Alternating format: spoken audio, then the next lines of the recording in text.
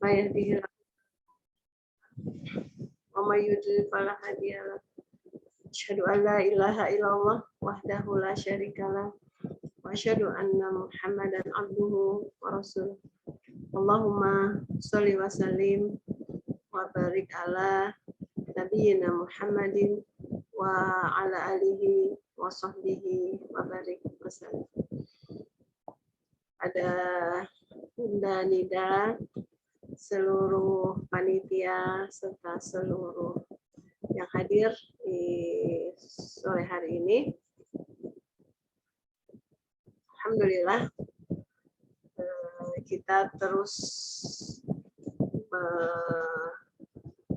mensyukuri nikmat bisa bersyukur, ya, bisa memaknai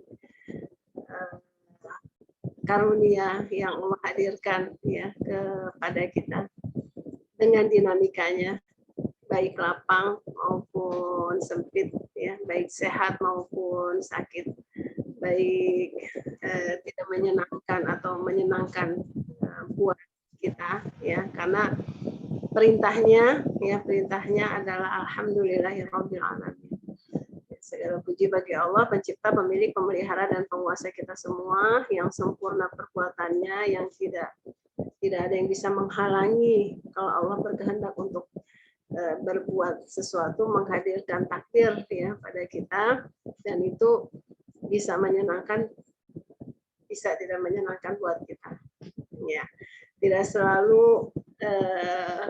selalu lapang itu membuat orang bersyukur, ya, tapi bisa menghadirkan sombong, ya. Jadi di lapangan yang Allah berikan itu berupa karunia, Allah ingin menghadirkan cintanya pada kita, ya, berupa pahala ketika kita lulus untuk bersyukur. Di kesempitan Allah menghadirkan cintanya untuk memberikan pahala kepada kita ketika kita sabar, dan juga pahala terhapusnya, ya, sebagian atau bahkan seluruh dosa-dosa yang terlanjur kita lakukan. Kemudian alhamdulillah, ya, kita juga bersyukur ketika kita bisa memaknai semangat yang Allah hadirkan pada kita. Nah, ketika kita bisa memaknai keinginan untuk terus berubah menjadi lebih baik, ya, lebih baik melayakkan diri kita sehingga pada saatnya, ya, bahwa ujian kita sudah selesai, kita menghadap Allah dengan kelulusan yang baik, ya, tanpa harus remedial. Kita ridho, ya, Allah juga ridho, ya. Amin ya rabbal alamin. Kita berharap apa yang Allah janjikan hadir pada kajian kita, ya, di malam hari ini, berupa rahmat Allah, sakinah, rahmat, naungan malaikat, ya, serta pujian-pujian yang Allah berikan pada kita di hadapan malaikat-malaikat. Bismillahirrahmanirrahim. Hari ini kita akan membahas tentang manajemen waktu seorang ibu. Ya, seorang ibu yang lalu kita sudah bahas juga adalah seorang guru, ya. Sehingga tentu saja guru ini bisa bermakna luas, ya, baik guru yang secara formal atau guru yang bersifat umum. Ya, kapanpun kita adalah guru, ya. Dan kapanpun kita harus memiliki kemampuan untuk bisa manage, ya, manajemen waktu yang Allah hadiahkan pada kita sehingga itu tidak menjadi sia-sia. Gitu, ya. Bismillahirrahmanirrahim. Oh, saya belum bisa ini nih. Oh iya Ustazah, aku lupa lagi. Sebentar Ustazah.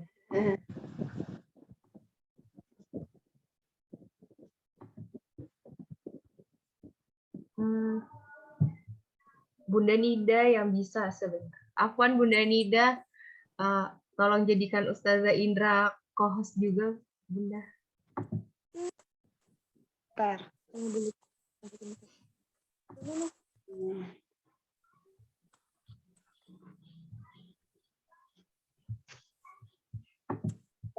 Nggak bisa. Sudah Bunda, syukron. Jazakallahu khair.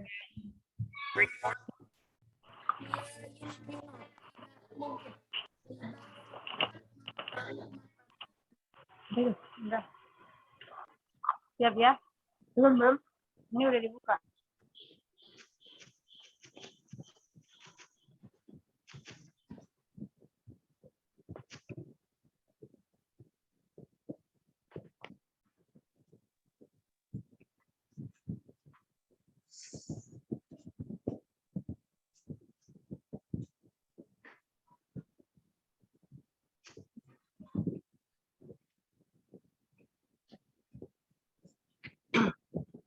Ya.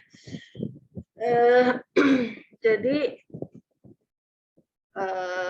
ini merupakan pembahasan yang tadi sudah dibahas ya di dalam surat Al-Asr, bahwa ketika kita tidak mampu melakukan ya manage waktu kita, maka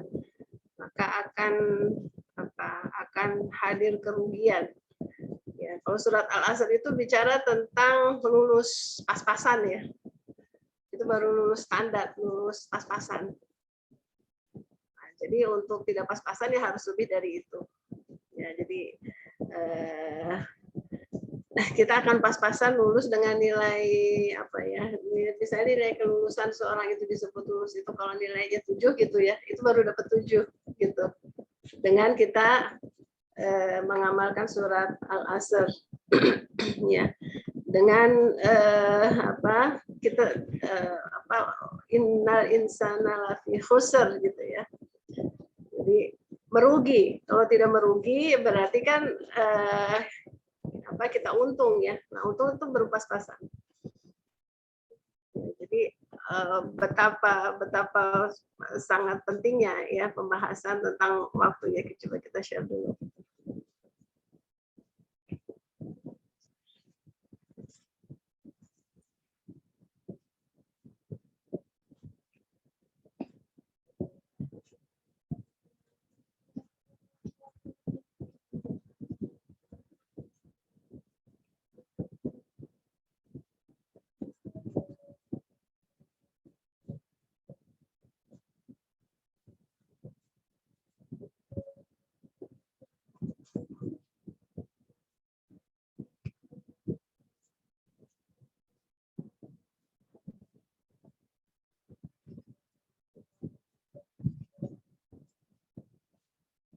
Kita tunggu ini dulu ya, azan dulu sebentar. Baik Ustazah. Ya.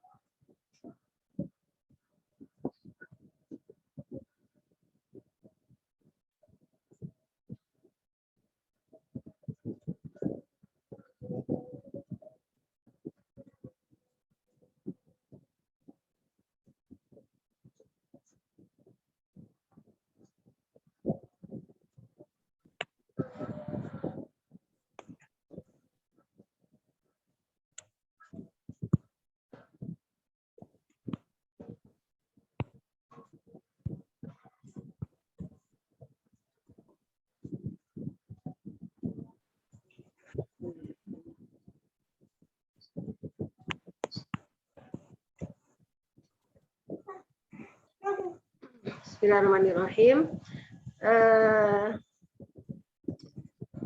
Banyak sekali ayat-ayat atau surat-surat ya di dalam Al-Qur'an yang menggunakan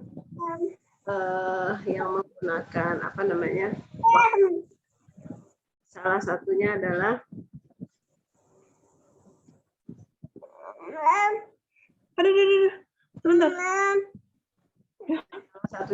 surat Al-Asr.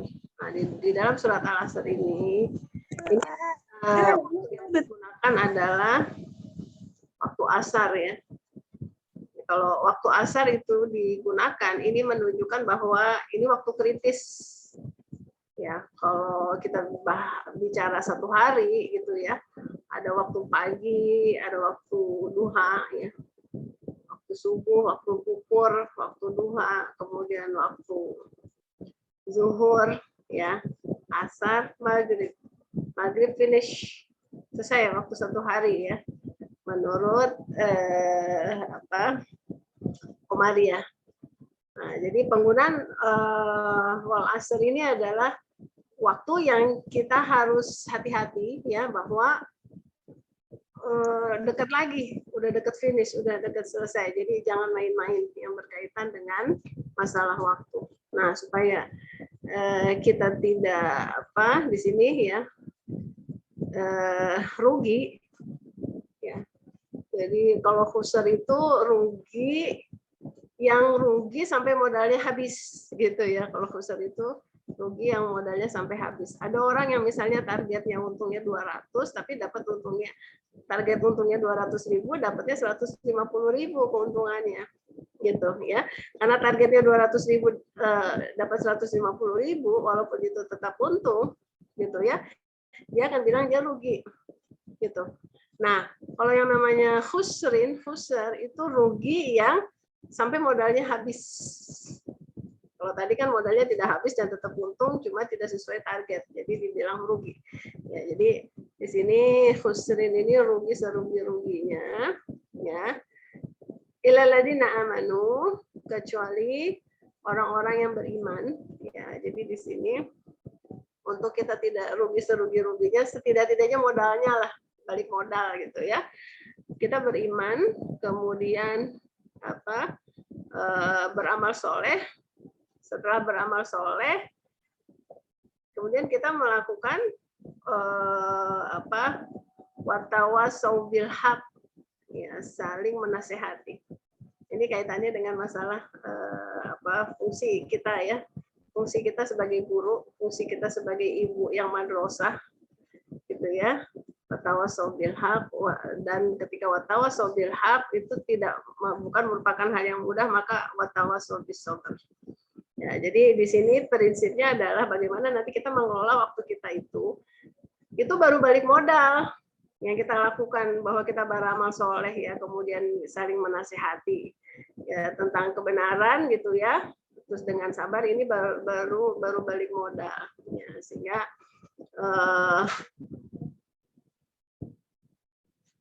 sehingga agar kita bukan hanya balik modal, tentu saja yang kita manage lebih dari sekedar ini. Tapi kadang-kadang untuk balik modal aja, ya, untuk balik modal tidak khusr ya, khusr rugi yang serugi-ruginya gitu.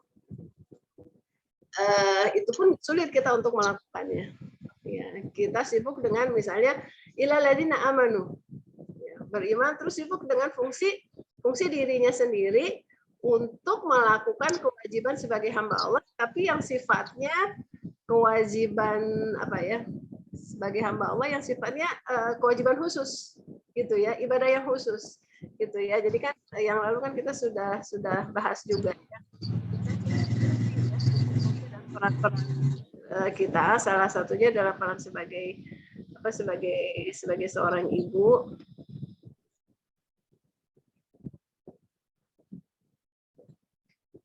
Sini.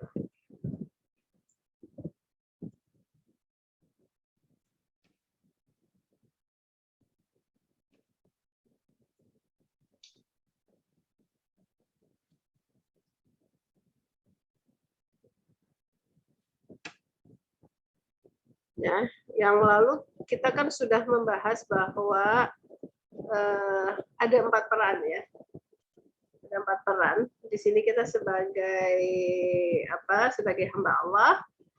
Peran yang kedua sebagai apa? Pendidik ya, pendidik madrasah buat anak-anak kita, kemudian partner ya, partner buat suami, dan kemudian nah ini di sini ya sebagai ukhtan li mujtamaiha, menjadi guru itu di sini ya, ukhtan li mujtamaiha. Nah, tentu saja keempat aspek ini kalau di matematika ini himpunan keseluruhannya. Ya, yang nomor 2 ini masuk himpunan bagian ke sini. Nomor 3 sih. Jadi tidak bisa terpisah ya. Nomor 3 masuk ke sini juga. Sebagai hamba Allah, ya sebagai hamba Allah melakukan kewajiban sebagai hamba Allah, maka sebagai kewajiban sebagai ibu masuk, kewajiban sebagai istri masuk ke sini ke yang nomor 1. Kewajiban untuk mengajar, dakwah, gitu ya, memberi nasihat ke masyarakat. Nah ini masuk ke juga yang ke pertama. 2, 3, dan 4 bisa saling beririsan, ya bisa saling beririsan. Tetapi kalau nomor 1 dia himpunan yang semua fungsi-fungsi ini masuk ke sini, gitu ya. Kenapa? Karena di sini fungsi sebagai hamba Allah ya, fungsi sebagai peran sebagai hamba Allah yang sifatnya sempurna, gitu ya, yang integral, sebagai hamba Allah yang integral, bukan yang selama ini kita sudah menyempitkan ya, menyempitkan makna bahwa ketika kita melakukan kewajiban sebagai hamba Allah itu kesannya melakukan hal yang sifatnya ritual gitu ya. Jadi sebagai hamba Allah berarti kita sholat saja, sebagai hamba Allah kita baca Quran saja, sebagai hamba Allah kita zikir yang sifatnya lisan ya, lisan saja ya.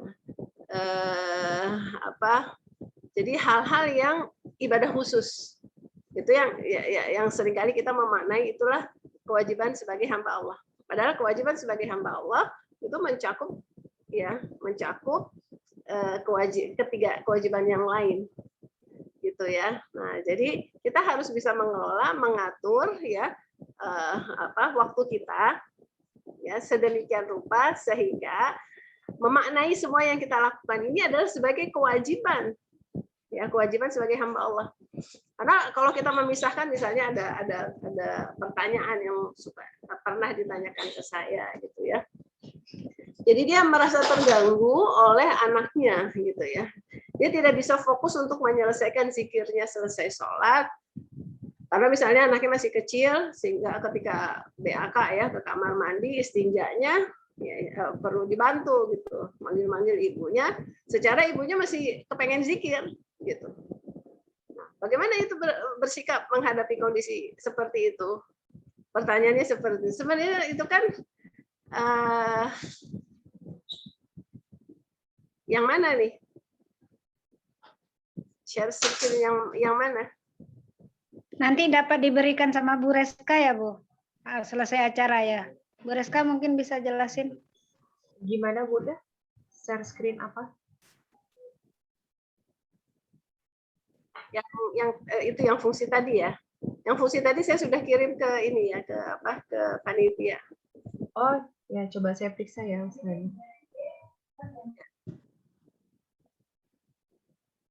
Oh ya.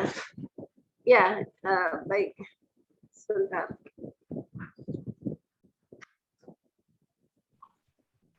Nanti ibu-ibu akan dapat screen semua apa namanya Bu Reska? Akan dapat materi semua kan yang dari Bu Indra bisa di ini nanti. Bisa dikirim sama Bu Reska. Ya, insya Allah. Selama ini sudah dikirimkan, mungkin bisa Ya. Ya, jadi fungsi sebagai hamba Allah yang dia sebagai himpunan bagian, himpunan keseluruhan ya dari 3 peran yang lain ini sebagai hamba Allah yang sifatnya melakukan peribadahan umum. Ya. Jadi melakukan peribadahan umum, kemarin saya sudah buat skemanya gini. Ya, skemanya gini. Jadi taat pada Allah, Rasul, patuh pada perintahnya, ya, menjaga kesucian diri, berzikir pada Allah, ya, takut pada Allah.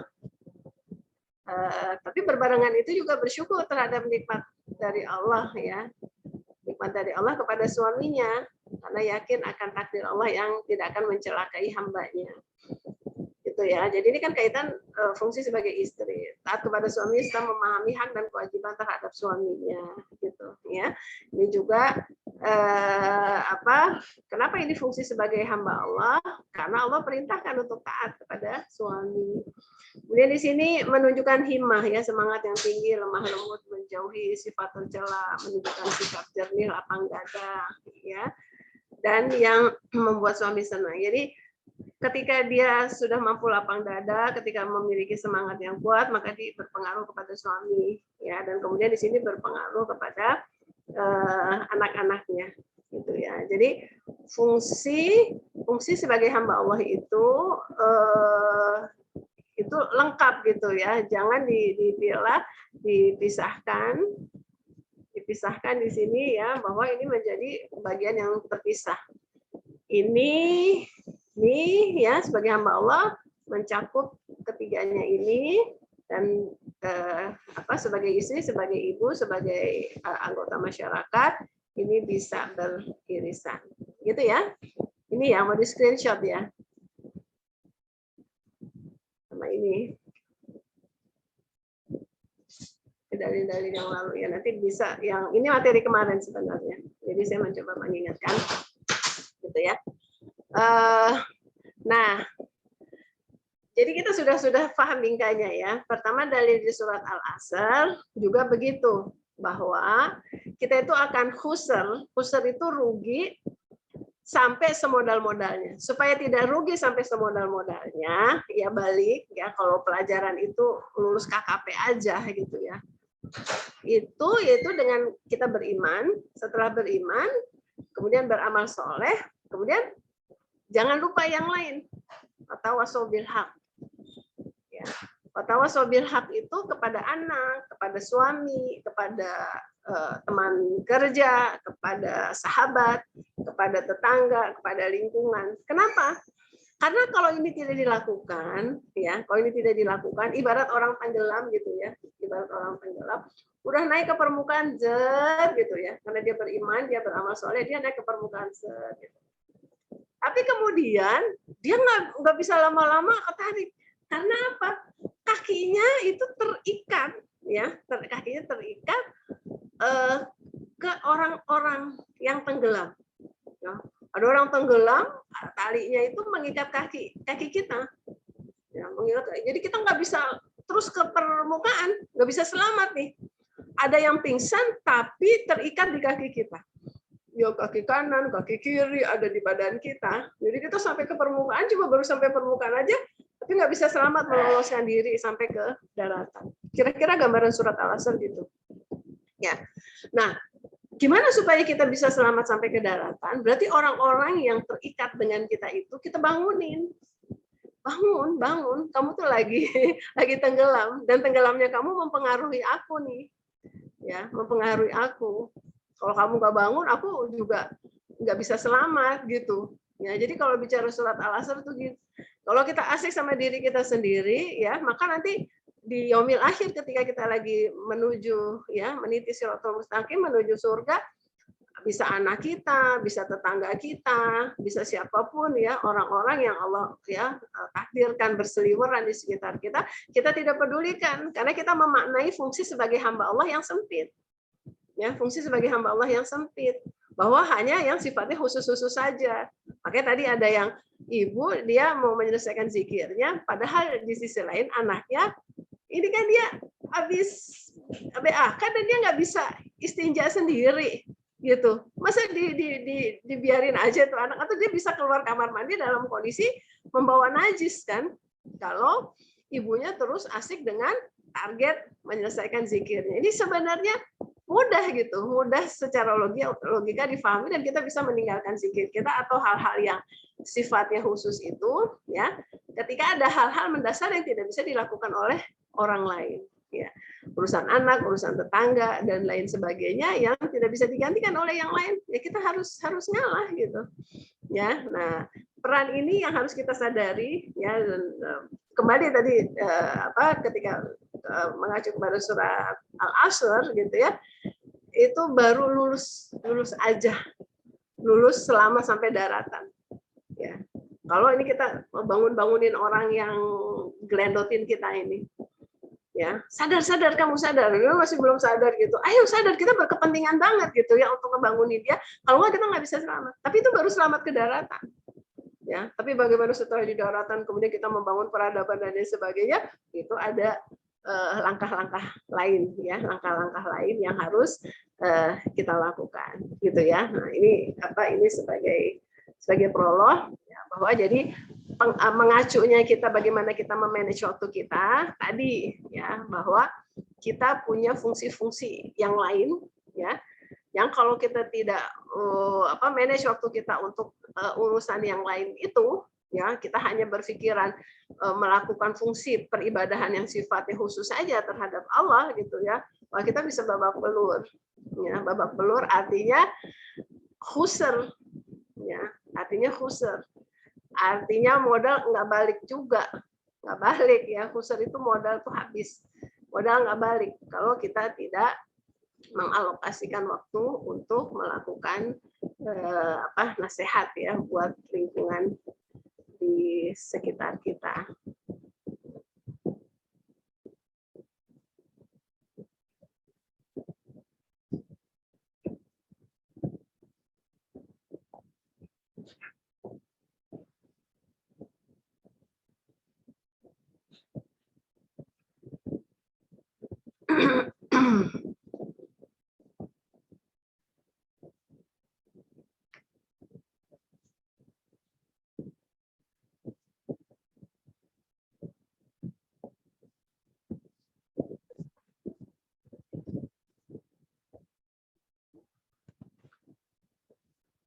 Nggak mau nge-share dia.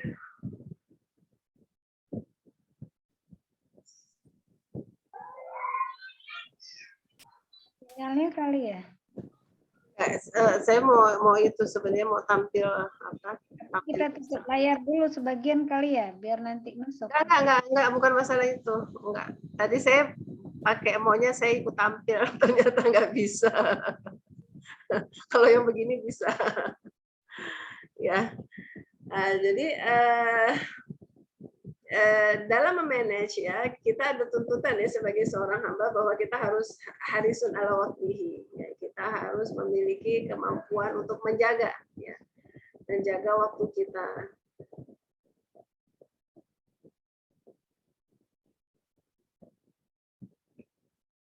Kenapa sih PowerPoint-nya ngambek?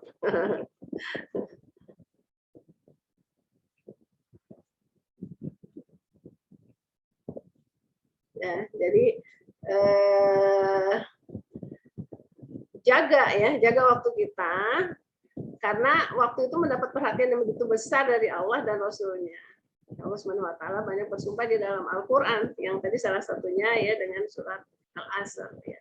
Wal fajr, wad duha, wal asr, wal lail, ya, dan seterusnya. Allah Subhanahu wa taala memberikan waktu ya kepada manusia dalam jumlah yang sama 24 jam sehari semalam, dan dari waktu yang 24 jam itu ada manusia yang beruntung, ada yang sedikit rugi atau rugi sampai ke modal-modalnya ya, yaitu khusar ya.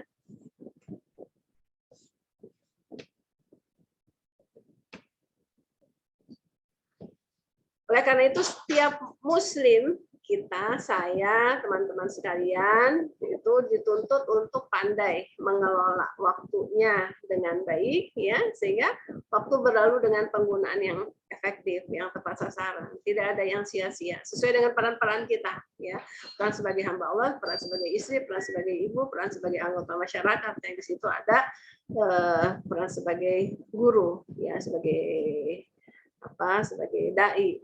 Maka diantara yang disinggung oleh Nabi SAW adalah memanfaatkan momentum 5 perkara sebelum datang 5 perkara. Ya, jadi dalam kondisi kita masih diberikan ya kesempatan untuk hidup, ya, dalam kondisi sehat masih hadir ya pada kita, kemudian masih muda, masih kuat ya, kemudian dalam kondisi senggang, dan kemudian dalam kondisi kaya. Manfaatkan ya sebelum datang 5 waktu yang itu menjadi kendala. Di sini dalil yang lain disebutkan dari Ibnu Abbas radhiyallahu anhu, ya, dia berkata Rasulullah SAW bersabda, ya, ada 2 nikmat, ya, nikmatani maghbudun, ya, fihi ma kasirun minan nas. Ada 2 nikmat yang kebanyakan orang-orang itu tertipu dengan dengan 2 nikmat tersebut. Pertama nikmat sehat dan nikmat waktu luang. Ya, jadi disebut tertipu itu adalah ketika sehat kemudian ternyata menggunakan waktunya itu hanya sekedar untuk menyalurkan kebutuhan syahwat saja ya, syahwat jalan-jalannya, syahwat kulinernya gitu ya, syahwat ngobrol-ngobrolnya, syahwat tidurnya misalnya, dan seterusnya. Padahal kan kita kalau diperintahkan misalnya kayak jalan-jalan, itu bukan hanya sekedar jalan-jalan ya, jalan-jalan yang berkah itu adalah fanzuru kaifa kana akibatul ladzina mukadzibin ya, ursilu fil ardi fanzuru kaifa kana akibatul ladzina mukadzibin. Jadi kalau kita jalan-jalan itu sambil kita kemudian melihat ya fenomena-fenomena, akibat-akibat yang terjadi pada umat-umat ya, orang-orang sebelum kita yang dia mendustakan syahadatnya. Apa yang terjadi pada mereka? Ya, nah, itu adalah bagian yang harus menjadi target kalau kita melakukan perjalanan, bukan hanya sekedar syahwat mata gitu ya, atau syahwat pamer ya, karena perjalanan ke tempat tertentu biayanya mahal gitu ya,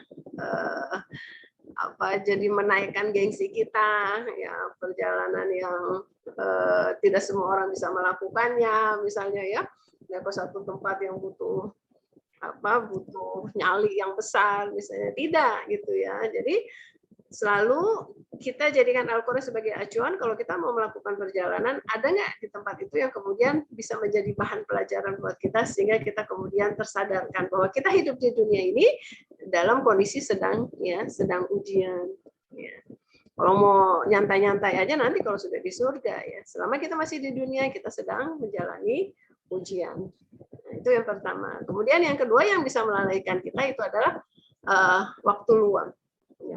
Jadi kadang-kadang kita takut punya kesibukan yang banyak, sehingga banyak waktu luang yang hadir pada kita. Padahal dengan waktu luang itu, akhirnya kita tuh tidak waspada, gitu ya. Kita tidak waspada, akhirnya berlalu begitu saja karena merasa inilah waktu luang. Ya, kalau terlalu banyak waktu luang, bayangkan ya, akhirnya banyak hal yang kita menjadi tidak waspada. Tapi kalau kita misalnya sudah terbiasa satu hari itu ya punya sekian agenda, kita akan mengelola waktu kita, memanage ya, mengatur sebelumnya, pada saatnya, sesudahnya. Ya, kita atur. Alhamdulillah selesai. Besoknya ada agenda yang padat lagi, kita kelola lagi. Alhamdulillah. Kalau waktu kosongan kita tidak berkepentingan gitu ya untuk bikin agenda, bikin catatan gitu ya, bikin coret-coretan. Nggak bakal kita berkepentingan seperti itu ketika tidak banyak agenda yang harus kita jalani gitu ya. Jadi itu bisa melalaikan kita. Jadi kalau bisa kita cari di dalam sehari itu banyak agenda yang harus kita jalani ya, sehingga tidak ada waktu yang sia-sia ya, yang terbuang dari kita ya. Misal ya, agenda yang kalau disebut sifatnya khusus, misalnya masalah kajian, ini sehari ini saya udah yang keempat ya, agenda yang keempat. Jadi yang pertama jam 9 sampai jam 11 ya, sampai jam 11, kemudian jam 1 sampai asar, kemudian dari asar menjelang maghrib ya, dan ini yang keempat ya. Nah, di sela-sela itu pejamkan mata 15 menit gitu ya, untuk tidak terlalu ngantuk gitu. Kemudian sempat bersihin 2 kamar mandi ya dengan cara cepat gitu ya, durasi disikat-sikat sebentar supaya ada di samping duduk ada energi olahraganya gitu ya, karena butuh bergerak juga ya, akhirnya merem juga dapat, garasi juga bersih, kamar mandi juga dua juga bersih gitu ya. Nah, hal seperti itu harus kita ini ya, harus kita Ding dong. Ding dong. Ding dong. Titit titit. Ding dong. Ding dong. Ding dong, ding dong. Ding dong. Papa papa pipu pupu pu. Papa papa pipi. Adi.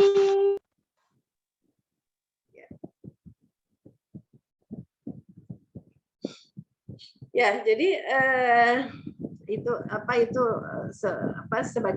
sebagai contoh ya. Nah, jadi kalau sudah kita punya agenda yang rutin yang seperti itu, nggak sesulit ngatur ya.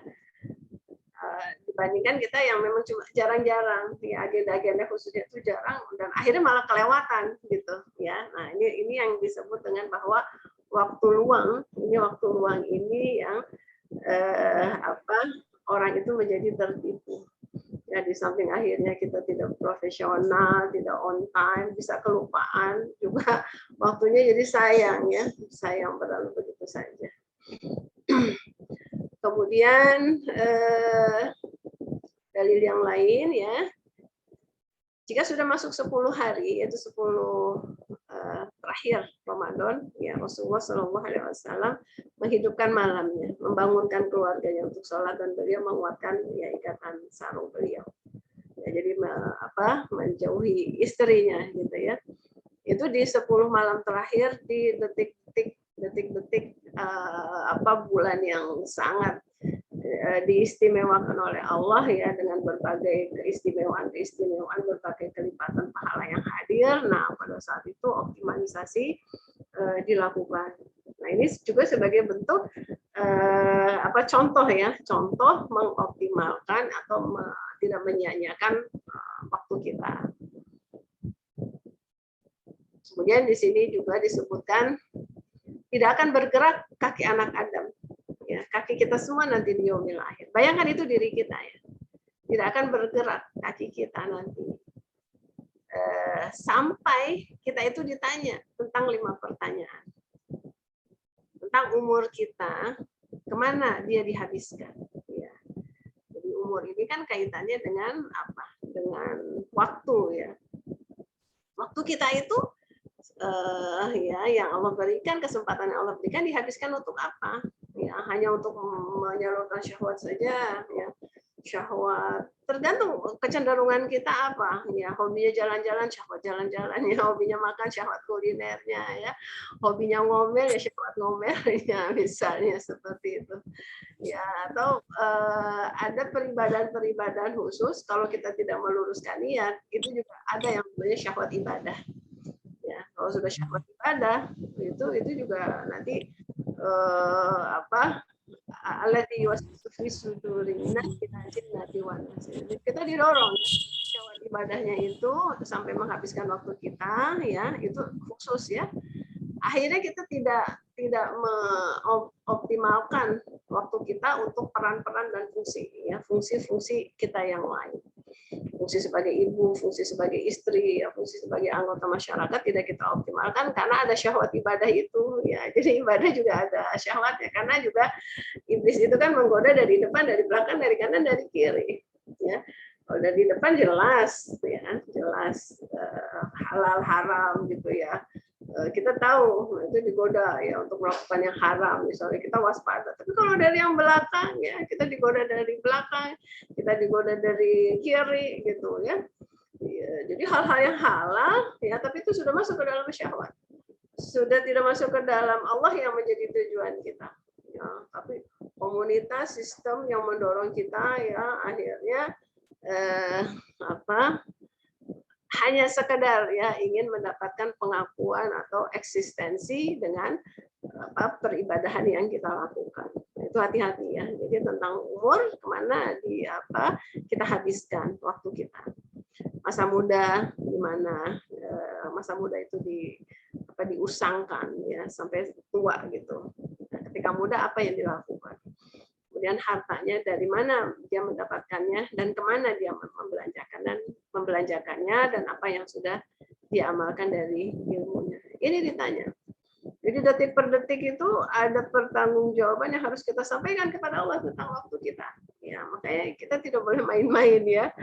Jangan sampai ada hal yang kita sekarang aja coba kita evaluasi kalau mau tidur gitu. Dari jam berapa ini mana waktu kita yang tidak ada nilai ibadahnya di situ. Ya, oh ternyata pada waktu sholat zuhur itu nggak ada nilainya. Sholat zuhurnya itu bahkan kita baca surat apa aja kita lupa.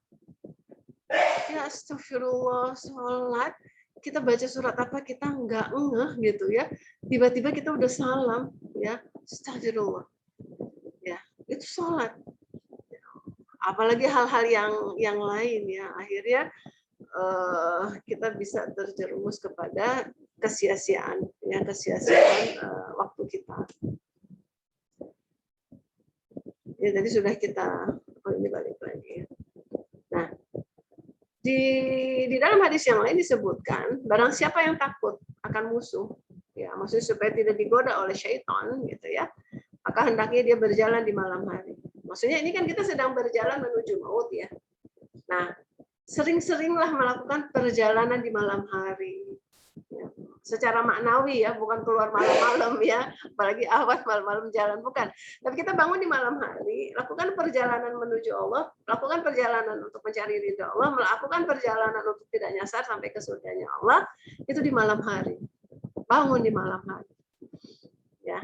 Dan barang siapa yang berjalan di malam hari ya dengan qiyamul lailnya. Nah, ini baru ibadah khusus ini silahkan ya, kita mau habis-habisan jor-joran ya di malam hari melakukannya, silahkan karena yang lain sudah tidur, anak kita sudah tidur, suami kita sudah tidur kan ya, apa yang harus kita dakwah, yang harus kita ajar sudah pada tidur, silahkan optimalkan. Makanya ibaratnya yang bagus itu adalah menjadi rahib di malam hari dan menjadi penunggang kuda di siang hari gitu ya.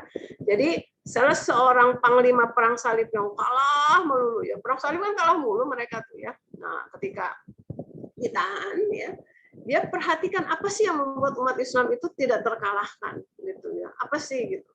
Nah, ternyata dia melihat ya kalau udah malam itu janggutnya itu basah oleh air mata ya, karena taubatnya, karena berhalwatnya ya, bercinta-cintaan ya dengan Allah ya, zat yang maha pengasih, maha penyayang. Seperti itu, seperti rahib yang tidak ingat urusan dunia. Tapi panglima itu perhatikan kalau sudah pagi hari itu mereka menjadi penunggang kuda. Nah, akhirnya dia bisa melihat, oh ternyata inilah kekuatan ya, kekuatan umat Islam. Nah, dari sinilah kemudian diubah ya, strategi perang salibnya itu diubah. Selama konsep menjadi rahib di malam hari, selama waktu di malam hari digunakan untuk berjalan ya, berjalan mendekat kepada Allah, kemudian di siang hari melakukan amalan-amalan, fungsi-fungsi, tugas, peran-peran yang lain, maka selama itu tidak bisa terkalahkan umat Islam. Berubah strateginya, makanya perangnya perang yang disebut Ghazwul Fikri, ya, merusak konsep berpikir umat Islam, dirubah. Ya, gimana caranya siang dan malam hari rahib terus-terusan. Jadi ngomel kalau suaminya ganggu, ngomel kalau istrinya ganggu, ngomel kalau anaknya ganggu, ngomel ya kalau Pak RT ngajak kita kerja bakti misalnya ya, bank sampah, memilah sampah gitu ya. Kan saya harus menyelesaikan ya, menyelesaikan ini, menyelesaikan itu dan lain sebagainya yang sifatnya sebaiknya itu optimalkan perjalanan kita di malam hari. Ya, seperti itu. Jadi dibuat Ghazwul Fikri itu supaya umat Islam itu pagi, siang, malam rahib terus. Ya, sebaliknya kalau tidak begitu, pagi, siang, malam penunggang kuda terus. Ya, jadi urusannya penyaluran syahwat aja sampai malam nggak ada selesai-selesainya. Karena kita hidup di era yang hampir tidak ada bedanya ya, siang dan malam hampir tidak ada bedanya dengan kemajuan teknologi, dengan sosial medianya, dengan listrik dan seterusnya. Nah, ketahuilah sesungguhnya barang dagangan Allah itu harganya mahal. Ya. Hanya saja barang dagangan Allah itu surga, ya mahal itu surga. Ya, lakukanlah, sering melakukan perjalanan di malam hari, manage itu untuk kita bisa memungkinkan dalam kondisi sehat, banyak waktu luang ya dan seterusnya. Nah, jadi waktu adalah kehidupan ya. Karenanya barang siapa yang menyia-nyiakan waktunya maka sungguh dia telah menyia-nyiakan hidupnya. Sebagaimana yang dikatakan oleh sebagian ya ulama salaf, wahai anak Adam, kamu tidak lain kecuali hari-hari. Setiap kali berlalu sebuah hari, maka sebagian dirimu telah pergi dari. Jadi makin angka usia kita nambah, makin waktu kita makin berkurang sebenarnya, gitu ya. Jadi kita harus makin lebih bijaksana, waspada, gitu ya. Akan tetapi kenyataan kebanyakan manusia melalaikan nikmat waktu luang ini. Mereka mengira bahwa waktu luang adalah waktu untuk bersantai, sehingga waktu itu ditelantarkan. Ini tertipu, ya, orang yang tertipu dan orang yang merugi di dunia. Terlebih lagi di akhirat, ya, karena kalau kita tidak bisa mempertanggungjawabkan, gitu ya, ya kan Allah murka, gitu ya, terhadap hadiah waktu yang diberikan kepada kita. Semua akan diminta pertanggungjawaban oleh Allah sebelum dia bergerak pada hari kiamat. Jadi kalau bergerak di hari kiamat itu pertanggungjawabannya ya, tapi sebelum meninggal itu semua itu akan ada permintaan pertanggungjawaban. Jadi bukan hanya sekedar waktu luang ya, akan tetapi masa muda gitu ya, terus umurnya gitu ya, juga ya, penyimpangan terbesar seseorang adalah tatkala ia mempunyai banyak waktu luang dan dia tidak manfaatkan dengan baik. Karena di antara jalan masuknya syaitan untuk menggelincirkan manusia adalah pada waktu luang ini di mana hati kosong dari kegiatan. Sebagian ulama salaf pernah berkata jika hati ya, sebenarnya ini biasanya kalau ada diterjemahkan ke dalam bahasa Indonesia itu hati ya. Ini sebenarnya bahasa Arabnya kolbu. Kalau kolbu itu sebenarnya tidak cocok diterjemahkan hati. Karena kolbu itu sendiri terdiri dari 3 unsur ya. Unsur akal, unsur hati itu sendiri, dan unsur iman. Makanya kan lahum qulubun la yafqahuna biha. Kan ada ayat yang bicara seperti itu. Lahum qulubun la yafqahuna biha. Mereka punya kolbu, walaupun kalau diterjemahan itu di kolbu itu diterjemahkan hati ya. Mereka punya kolbu la yafqahuna biha yang tidak digunakan untuk memahami ya tanda-tanda kebesaran Allah. Ulaika kal an'am lahum balhum apa ya. Lahum a'yunun la yubsiruna biha, lahum adhanun la yasma'una biha, lahum qulubun la yafqahuna biha. Nah, jadi terjadi tidak konsisten kalau kolbu itu diterjemahkan hati, tidak konsisten. Karena kalau hati itu bukan memahami ya. Hati itu merasa. Dan yang jelas bahwa kolbu itu memang bukan hati. Hati bagian dari kolbu. Ya, kolbu itu akal, hati dan iman. Makanya kan ada segumpal daging. Kalau segumpal daging itu baik, maka baik semuanya. Kalau segumpal daging itu buruk, maka buruk semuanya. Maka itu diterjemahkannya hati kan. Maka itulah hati gitu. Sebenarnya itu kolbu. Ya kalau kita kembalikan ke dalil bahasa Arab itu kolbu. Ya. Kenapa kolbu itu kalau baik-baik semua, kalau buruk-buruk semua gitu ya? Karena kolbu itu terdiri dari akal, hati dan iman. Jadi kalau akalnya buruk, hatinya buruk, ya hatinya kotor, iri, dengki, hasad dan seterusnya gitu ya. Kemudian juga keimanannya buruk, maka buruk ya. Buruk semuanya. Sebaliknya juga gitu, kalau akalnya ya fikrohnya benar sesuai dengan Al-Qur'an ya, sesuai dengan hadis, kemudian hatinya juga bersih, tidak ada iri, dengki ya, kolbunya salim gitu, imannya baik, maka akan baik semuanya, visi kita akan bergerak menjadi baik gitu. Nah, kalau kita terjemahkan kolbu itu hanya sekedar hati, kalau hati itu baik-baik semuanya, hati itu buruk semua misalnya, itu nggak pas ya. Ada orang yang hatinya buruk, itu yang disebut orang munafik ya. Hatinya buruk, dia tidak beriman sama Allah. Tapi secara fisik orang akan melihat ya, dia sholat, dia berjilbab gitu, tapi dia benci sama Islam. Itu inkonsisten, kontradiksi. Kalau kita terjemahkan kolbu itu dengan hati saja. Ya, jadi maknanya kolbu itu terdiri dari 3 unsur tadi ya. Nah, sekarang kita lanjut. Karenanya barang siapa yang takut pada syaitan yang menjadi musuhnya, berjalan di malam hari. Ya, berjalan, jadi maksudnya bangun di malam hari, ya lakukan aktivitas-aktivitas sebagai rahib, ya mendekat kepada Allah.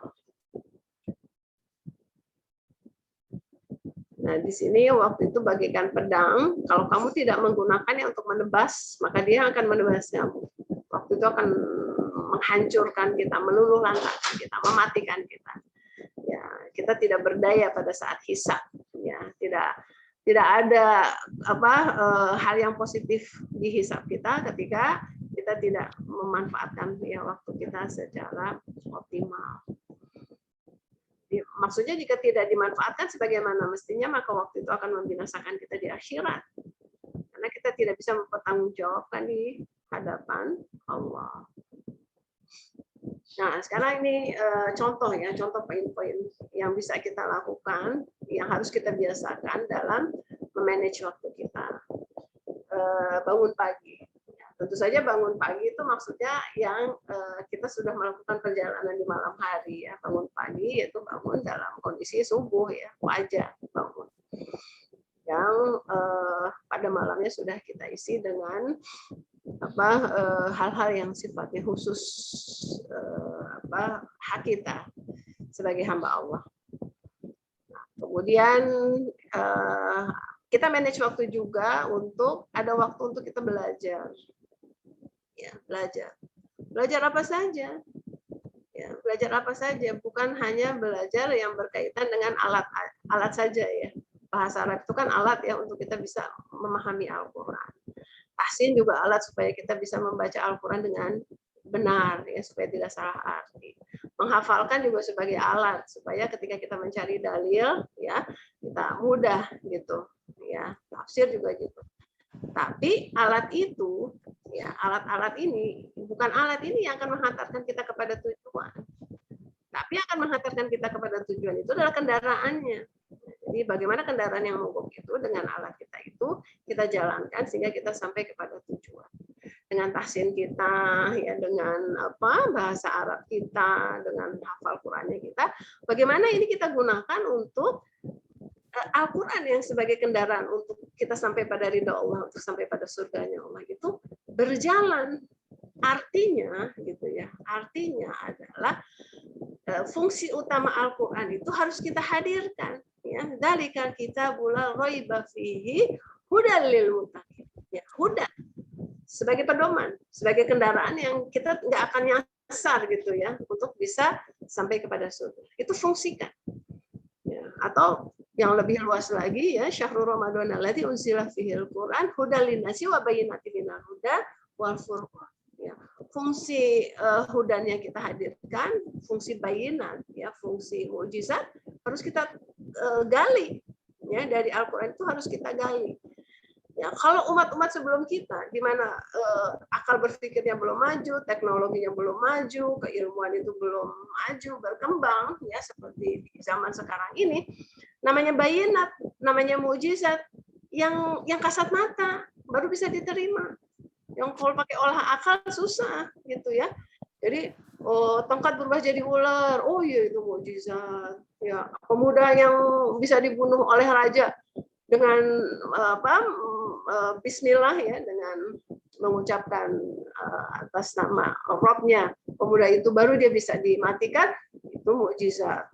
Unta keluar dari batu itu mukjizat. Laut bisa dibelah itu mukjizat yang kasat mata, nggak usah pakai olah akal itu ya. Terus orang mati bisa dihidupkan, gampang bisa terlihat gitu. Nah, tetapi Allah sebutkan di dalam Al-Qur'an yang itu punyanya, mujizat yang kayak gitu tuh punyanya umat nabi-nabi sebelum kita.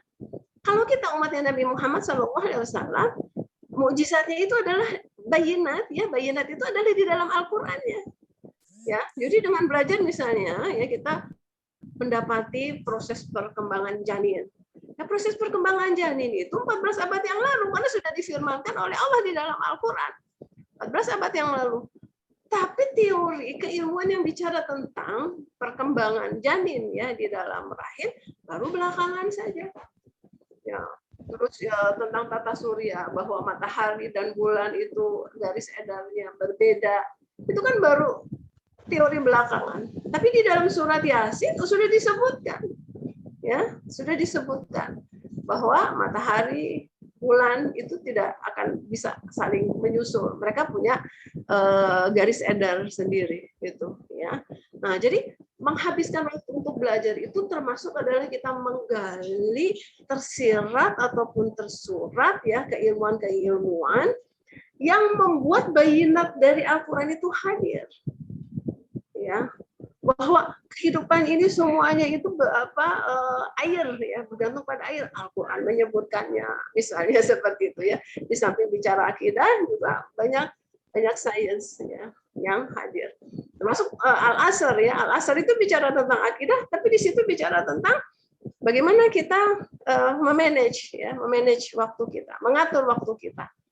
Ya, jadi bukan hanya bilang iman saja, asik saja, menjadi rahib saja gitu ya. Tetapi ya ada hal yang lain yang harus kita lakukan supaya kita tidak merugi. Nah itu kan hal yang benar-benar ya membutuhkan waktu yang sangat banyak dari kita sehingga bayinat ya mujizat dari keluar itu menjadi terang benderang ya buat kita. Kemudian bisa waktu kita gunakan untuk memperhatikan adab Islam ya dalam berkunjung dan mempersikat pemenuhan hajat. Jadi kita biasakan untuk janjian dulu, datang jam sekian, ya terus selesai jam sekian. Itu biasa harus kita format hal seperti itu. Jangan saya mau datangnya jam berapa, ntar dia nanti aja gitu kan. Kasihan tuan rumahnya. Dia nunggu kita gitu. Udah pulang kemudian akhirnya ada yang nggak memenuhi janji, dia udah nyopin, masak dan sebagainya. Maaf ya, ternyata saya nggak bisa datang. Ya, na'udzubillah. Ya, di mana tuan rumah sudah berusaha untuk memuliakan tamunya, dia dengan ya karena dia tidak manage waktu ya, dia dengan mudahnya kemudian membatalkan. Ya, jadi kalaupun bisa hadir, insya Allah saya akan hadir jam sekian. Seperti itu. Harus dijadikan kebiasaan ya buat kita. Terus menjaga janji-janji umum dan khusus. Ya, hal seperti ini benar-benar harus kita perhatikan. Termasuk misalnya kayak acara-acara gitu ya, sudah janjinya misalnya acara jam berapa, nah itu ya harus kita prioritaskan, harus kita atur ya sedemikian rupa sehingga memang sesuai dengan janji kita. Kalau kita tidak bisa sampaikan, saya mohon maaf saya tidak bisa jam segini, saya bisa jam segini. Ya, jadi istilah jam karet itu harusnya tidak boleh terjadi ya pada seorang muslim, pada seorang muslim. Kemudian isi waktunya dengan hal-hal yang bermanfaat, menginfakkan waktu untuk belajar. Ya, jadi menginfakkan waktu untuk belajar ya istilahnya. Jadi memang ada orang yang belajar itu harus dipaksa sehingga disebut dengan menginfakkan.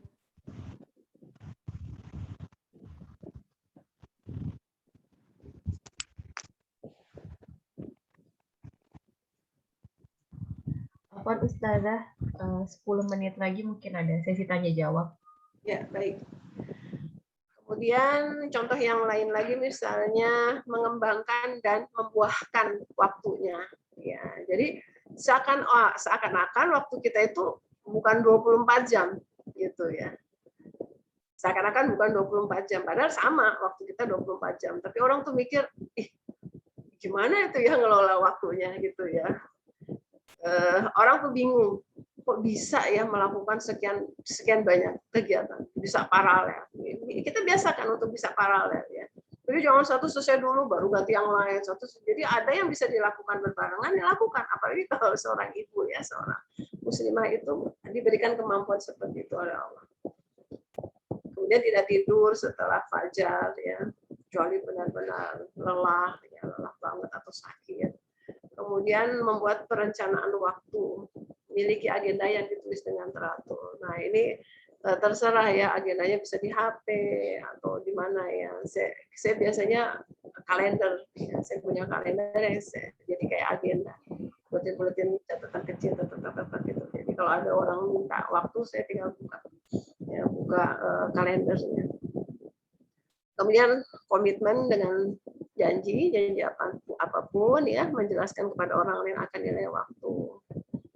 Kemudian melakukan amar ma'ruf nahi mungkar sesuai dengan kemampuan.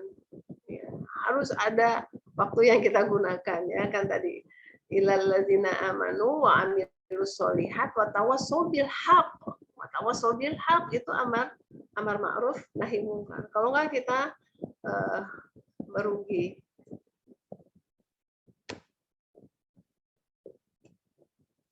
Kemudian mengajak orang lain untuk tidak mendatangi tempat-tempat yang sia-sia, yang penuh dengan maksiat. Makanya tadi ya kalau kita mau jalan-jalan, traveling, cari yang di tempat itu kita bisa fanzuru kaifa kana aqibatul ladzina mukadzibin. Ya, ada pelajaran-pelajaran di tempat itu yang bisa kita ambil. Kemudian mengisi waktu sesuai dengan misi hidup. Misi hidup kita tentu saja Islam ya. Islam itu menjadi atau Al-Qur'an menjadi sebuah kita gitu ya. Misi kita kan itu. Jadi semua hal-hal yang berkaitan sehingga kita terwarnai dengan Al-Qur'an itu harus menjadi prioritas waktu kita. Merasa selalu dikejar waktu sehingga bekerja selalu dengan serius dan cekatan ya. Kemudian bekerja dengan praktis dan simpel agar memiliki waktu yang banyak. Ini banyak nih ya teman-teman ya, emak-emak nih ya. Mau masak sayur sop misalnya, ada satu bahan yang nggak ada, dicari itu, ya cari ke Cimanggis Mall, dicari ke mana ke Giant, cari ke PAL gitu ya, dicari ke mana. Pokoknya harus lengkap semua, lengkap sih. Tapi sekian waktu, sekian energi, sekian tenaga habis. Ya, perlu juga waktu misalnya harus kalau cari harus ke Tanah Abang misalnya, ya, harus datang ke Tanah Abang. Perjalanannya sekian, wah dahsyat luar biasa. Ya, jadi cari yang praktis dan simpel aja, gitu ya. Yang kalau kita nggak ke Tanah Abang nggak bakalan mati, gitu ya. Kalau kita misalnya sayur sop kekurangan satu unsur ini masih tetap disebut sayur sop, ya udah gitu. Ya, jangan yang terlalu idealis. Jika sudah menyelesaikan pekerjaan, buatlah pekerjaan lain yang lebih produktif. Ya, tadi manfaatkan waktu sebelum datangnya tua, sakit, ya, miskin, sempit, ya atau mati datang pada kita. Kemudian mendahulukan sesuatu yang harus didahulukan, ya, aulawiyat. Ya, tadi contoh misalnya ibu yang dia mau zikir, terus anaknya perlu istinja, dia belum bisa melakukan sendiri. Itu kan aulawiyat. Tutup, selesai zikirnya, ya. Selesaikan urusan anaknya. Karena tidak ada yang lain yang melakukannya. Bisa fatal ya kalau kita tidak melakukan yang sifatnya aulawiyat. Dan selalu konsisten dengan rencana agar jadwal tidak acak dan terjadi ketertundaan jadwal. Konsisten ya dengan jadwal yang sudah kita buat, kecuali ada hal yang darurat gitu ya. Itu beberapa poin ya, beberapa hal yang mudah-mudahan bisa menjadi inspirasi ya buat saya, buat teman-teman semua ya di malam hari ini. Allahu a'lam bishawab. Saya kembalikan ya kepada Mbak Reska. Alhamdulillah, Masya Allah. Alhamdulillah, syukron Ustazah, jazakillahu khair, materinya Masya Allah. Kita jadi diingatkan kembali bahwa peran kita sebagai hamba Allah itu selain beribadah, ada peran-peran lain yang harus kita perhatikan juga, jangan sampai itu menjadi pandangan yang sempit, beribadah itu menjadi pandangan yang sempit. Ya, Masya Allah, terutama untuk para ibu yang memang sedang berusaha untuk membesarkan anak-anaknya yang masih belum mandiri, ini mungkin bisa jadi pelajaran banyak ya untuk kita semua. Mari saat ini kepada teman-teman guru dan peserta kajian lain, jika ada yang ingin bertanya, dipersilahkan. Bisa angkat tangan dulu.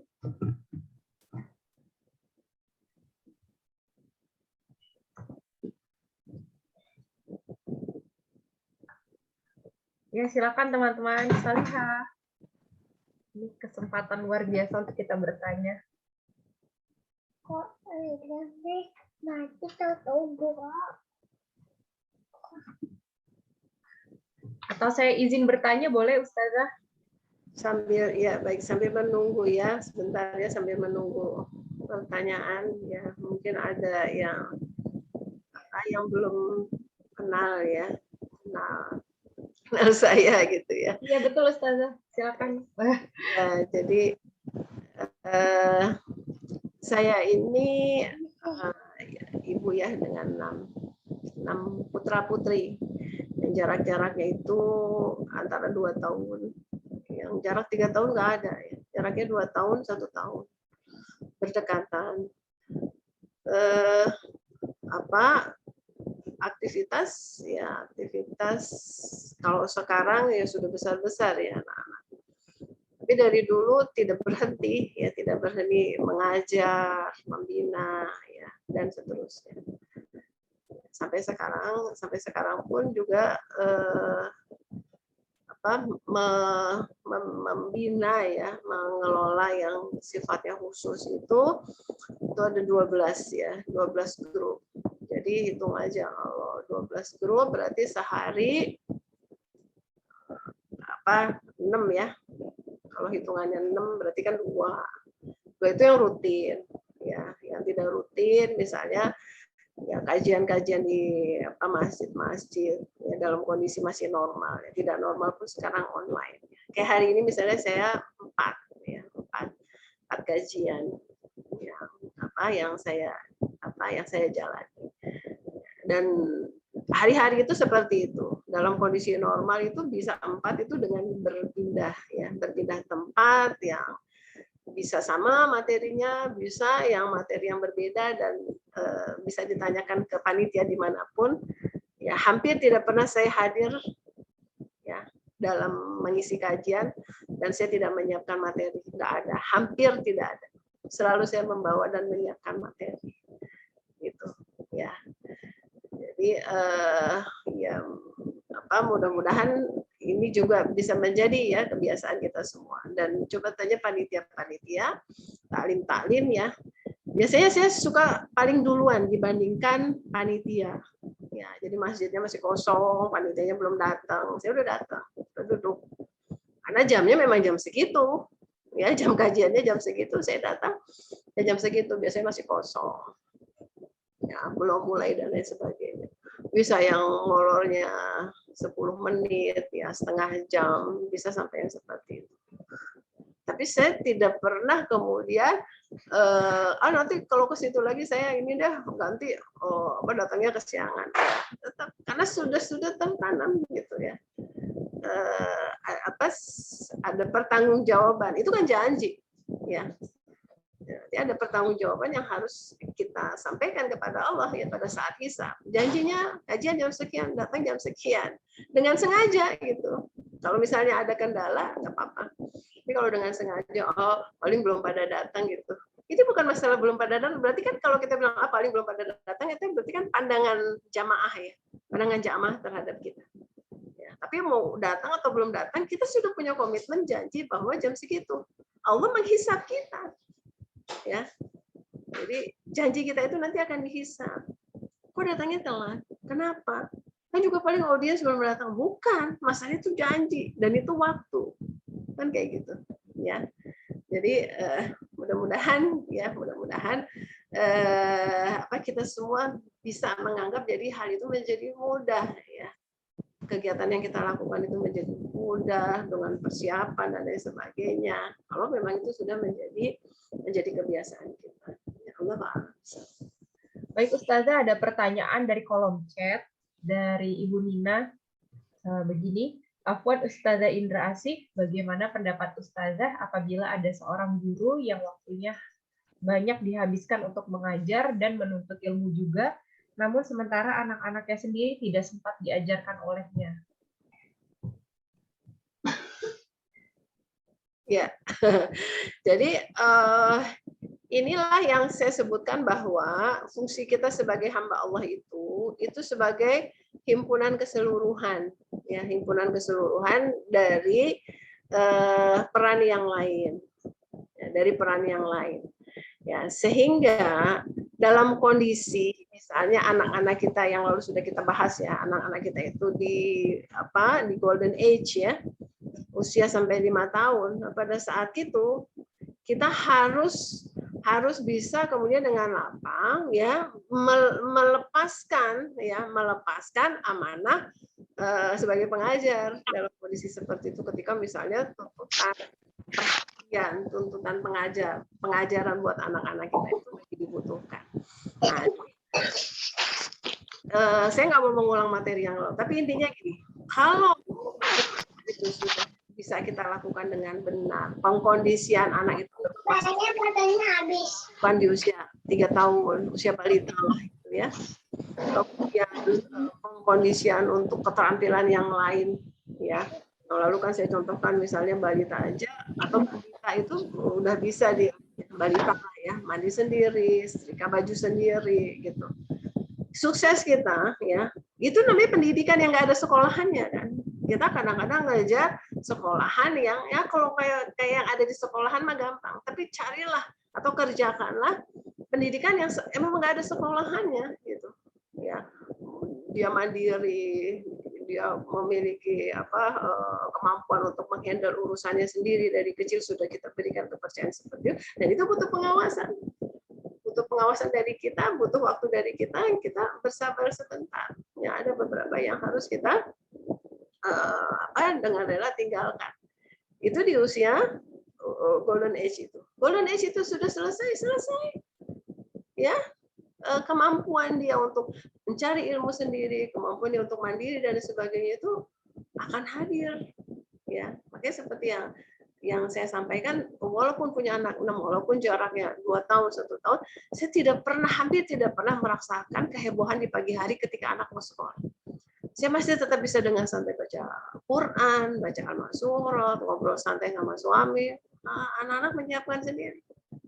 Ini sudah siap. Ada yang perlu diantar, oke, yang mau jalan sendiri silahkan. Dan hampir tidak pernah gitu, walaupun TK atau SD itu ya lebih dari 1 hari saya duduk di kelas gitu nemenin. Bahkan kelas 1 SD pun saya nggak nemenin di hari pertama. Antar gitu ya, karena kan sudah kemandirian itu sudah diatur. Antar, saya lihat ya, saya kasih kode, boleh pulang, ya nggak boleh pulang saya ya. Jemput nggak usah, ngobrol gitu sebelum dijemput atau bagaimana, nggak usah, jalan ya kelas 1 SD, TK. Jadi kesuksesan kita tuh di golden age itu yang membuat ke depan itu mudah banget. Kitanya mudah, anak-anak kita juga mudah. Nah, seringkali kita tuh tidak mengoptimalkan karena kita mau buru-buru ya, seperti yang lalu saya bilang tuh dikasih tanah luas gitu ya. Ada constraint, kalau fondasi itu 5 tahun dibangunnya, tapi kalau finishing tak terbatas. Ada orang yang nggak sabar, ya 5 tahun dihabiskan untuk finishing supaya kelihatan rumahnya. 5 tahun dia mau memperluas, udah nggak bisa, aturannya fondasi nggak bisa. Nah, kalau nggak ada fondasi kan kita nggak bisa bangun rumah, kan gitu. Kalau orang yang bersabar, dia akan bikin mumpung belum 5 tahun fondasi sebanyak-banyaknya, karena seluas apa tanah yang kita dapatkan, hadiah yang kita dapatkan, seluas fondasi yang sudah kita bangun. Gitu. Jadi anak kita ya makin banyak diformat di usia 5 tahun, nggak apa-apa, belum bisa jadi pinter bahasa, belum bisa jadi pinter olahraga, belum hafal Quran ya secara sempurna dan lain sebagainya. Tapi format itu sudah hadir. Format menghafal sudah ada, format cinta olahraga sudah ada, format peduli lingkungan sudah ada, kecerdasan sosial sudah hadir ya, format akhlak yang baik, ucapan apa jazakillah, terima kasih, mohon maaf ya, udah kita latih dan seterusnya. Nah, selesai itu mudah, kita mau menanamkan apa, mau hafal Quran sudah ada formatnya ya, format gitu ya, ada waktu-waktu keluarga untuk menghafal. Gue target langsung finishing ya 30 juz. Karena nanti format kita jadi nggak banyak fondasinya. Fokus di situ. Akhirnya kecerdasan sosialnya gagal ya, kecerdasan apa akhlak baiknya gagal ya, dan lain sebagainya gitu ya. Jadi di sini bagaimana kalau ada guru yang waktunya banyak dihabiskan untuk mengajar dan menuntut ilmu, tergantung bagaimana usia anaknya ya. Kalau usia anaknya masih golden age itu bermasalah, nanti sulit ya, sulit sekali, sudah itu akan jadi PR terus yang tidak akan ada henti-hentinya kalau tidak tuntas ya apa pengajaran ketika golden age. Pengajaran ketika golden age itu nggak butuh teori banyak ya, nggak, karena fondasi itu nggak perlu teori banyak. Ajak ngobrol tentang Allah ya, sambil makan ajak ngobrol tentang Allah, sambil bersosialisasi ya, ajak bersyukur ya. Ini dia tetangga kita yang sakit, tetangga kita yang butuh, kamu yang kasih ya.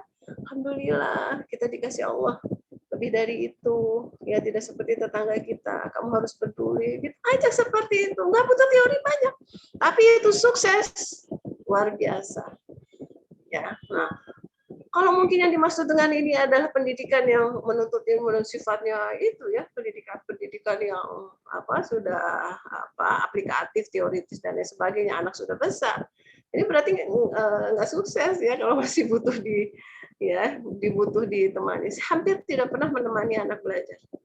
Tanya anak saya. Walaupun dia UTS, UAS, apa, nganterin sekolah, nemenin kerjaan, nggak pernah. Tapi coba tanya di sekolah-sekolah anak saya, itu selalu 3 besar. Mereka selalu berprestasi secara akademis. Jadi mereka akan memutuskan sendiri kapan mereka mulai belajar, kapan mereka mengerjakan PR-nya, dan lain sebagainya. Ya, mereka akan baru cerita kepada saya setelah besar ini adalah ketika mereka sudah bisa menghandle permasalahan mereka. Ketika mereka masih menyelesaikan permasalahan, mereka nggak akan menyulitkan pikiran orang tuanya. Gimana kamu gini. Apa sih kalau bahasa anak muda sekarang, santuy gitu aja. Ntar aku cerita gitu ya, dia selesaikan diri, udah selesai baru dia cerita sebenarnya gini. Kita nggak stres, nggak sport jantung kan, itu golden age ya. Jadi pertanyaan bagaimana kalau dia dihabiskan mengajar, menuntut ilmu dan lain sebagainya. Waktu saya habis mengajar dan menuntut ilmu ya, tapi tidak ada permasalahan dengan anak-anak saya. Tidak ada yang masalah. Semuanya bisa masuk UI. Semuanya bisa berprestasi baik. Ada masalah. Seperti itu ya. Ya, jadi golden age-nya harus optimal ya. Kemudian apa yang kita utamakan yang emang gak ada sekolahannya. Ya, misalnya anak kita dimarahin sama guru karena dia tidak melakukan tugasnya, gitu kan. Merasakan dimarahi oleh guru, itu nggak ada sekolahannya. Pahit. Konsekuensi ketika tidak disiplin, itu pahit. Dan anak itu harus merasakan itu. Nggak ada sekolahannya. Ya. Jadi kita jangan, wah kamu belum ngerjain PR, terus kamu dimarahin guru kamu, gimana? Sini ibu bantuin. Wah, itu namanya kita tidak memberikan ya pendidikan yang dahsyat banget. Nggak ada sekolahannya. Kegagalan, dimarahin guru, ya stres dan lain sebagainya dengan komunitas yang hadir, itu nggak ada sekolahannya, biar dia menjalani. Ya, nah karena kita punya waktu keluarga, ngobrol, ya. Misalnya anak saya ada yang di IT, kemudian SD-nya IT, kemudian SMP-nya negeri gitu kan. Itu beberapa bulan awal jadi negeri itu kalau mau berangkat itu selalu ke kamar mandi sakit perut. Ya. Secara juga dia pas ketemu kakak kelasnya yang seneng ngerjain dia gitu. Ya, jadi kan anak-anak sekolah negeri itu kalau ada anak laki-laki terus yang kelihatannya imut gitu ya, jaga pandangan dan lain sebagainya, itu malah dikerjain gitu ya sama anak-anak perempuan. Jadi mau berangkat sakit perut dan lain sebagainya. Biarin itu, saya biarkan dia struggle gitu ya. Saya nggak lapor guru minta dibantu diselesaikan, masih biarkan. Akhirnya sampai terus saya lihat selesai udah nggak ada lagi struggle gitu, tough ya. Jadi itu pendidikan yang nggak ada sekolahannya tuh yang harus kita berikan waktu ya, pengalaman kepada anak-anak kita. Seringkali kita tuh orang tuh suka nggak tegaan ya, suka nggak tegaan sehingga selalu mengambil alih ya permasalahan anak-anak kita. Apalagi ya jangan sampai ya terlontar dari mulut kita, dia punya konflik dengan guru, kita jelekin guru di depan anak kita. Kan kita inginnya punya anak-anak yang dia senang menuntut ilmu, minal mahdi ilal lahdi. Kunci mulut kita menjelekkan guru di hadapan anak kita, walaupun faktanya seperti itu. Ya, selalu dorong anak kita untuk memuliakan dan menghormati guru, apapun kondisi. Ya, supaya dia cinta ilmu. Ya, cari alasan-alasan supaya dia cinta sama gurunya. Ya, kita dekati gurunya supaya guru juga cinta sama anak kita. Titipkan hadiah, ya yang lalu saya cerita. Titipkan hadiah melalui guru. Jadi, dasar guru nggak benar, guru nggak pernah belajar. Ya, kamu dimarah-marahin ya, nggak beres tuh guru. Selesai. Ya, selesai banget deh itu. Selesai banget ya bahwa kita sudah merusak anak kita untuk tidak cinta ilmu ya dan tidak memuliakan orang yang mengajarkan ilmu apapun kondisi. Ya, Allahu a'lam bishawab.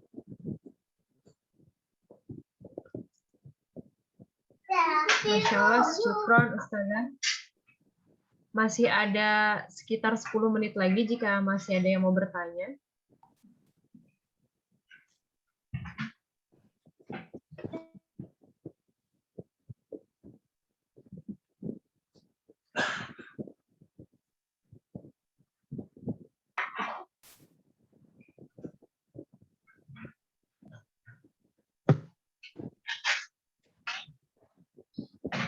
Baik Ustazah, ada nggak sih Ustazah sebenarnya doa yang biasa selalu terbersit di hati Ustazah ketika misalnya ada sesuatu yang tidak sesuai dengan yang sudah direncanakan gitu.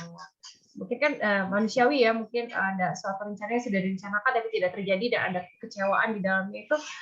Ada nggak sih Ustazah doa yang Ustazah selalu bacakan gitu? Terus ada lagi mungkin ketika kita menerima kabar anak sedang diuji seperti diganggu oleh kakak kelas itu kan sebenarnya kita bukan tinggal diam begitu saja dia menghadapi masalah, tapi kan di situ tuh sebenarnya ada bahan doa yang kita panjatkan ke Allah untuk anak itu dijaga gitu Ustazah.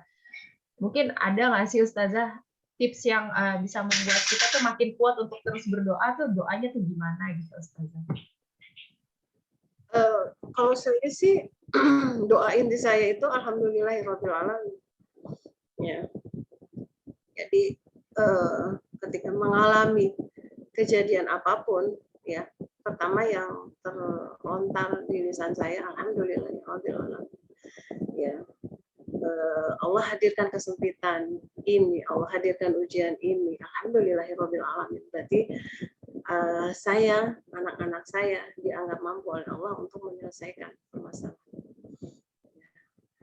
Nah, jadi mindset ini ya, kejiwaan kita ketika menghadapi segala sesuatu itu dengan alhamdulillahirabbil alamin, maka kita akan menjadi cerdas dan dicerdaskan oleh Allah untuk menyelesaikan berbagai tantangan yang Allah ujikan ya, Allah hadirkan di hadapan kita dan itu tidak terduga biasanya ya.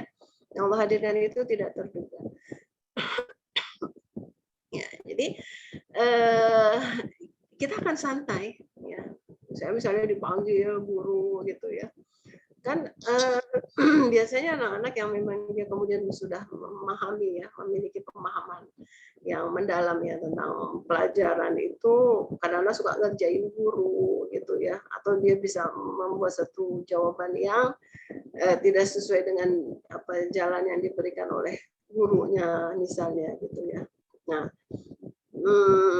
di negara kita yang pendidikan kita itu belum maju, guru itu tidak mau, kebanyakan guru itu tidak mau disaingi oleh siswa, dosen tidak mau disaingi oleh mahasiswanya. Makin banyak siswanya atau mahasiswanya yang tidak lulus atau nilainya jelek, itu dia merasa makin tinggi ininya ya, nilainya. Nah, itu di negara-negara yang pendidikannya tidak maju.